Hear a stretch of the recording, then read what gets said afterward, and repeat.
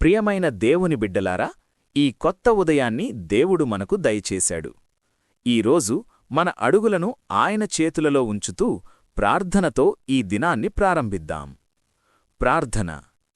ప్రేమమయుడైన పరలోక తండ్రి, ఈ ఉదయాన్నే నీ సన్నిధిలో నిలబడి నీకు వందనాలు చెల్లిస్తున్నాము.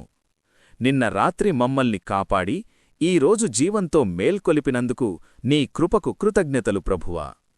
ఈరోజు మా ఆలోచనలు, మాటలు, కార్యాలు నీ చిత్తానికి అనుగుణంగా ఉండునట్లు చేయుము.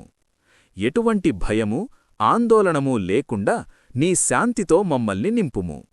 మా కుటుంబాలను ఆశీర్వదించుము, మా పనుల్లో విజయం దయచేయుము.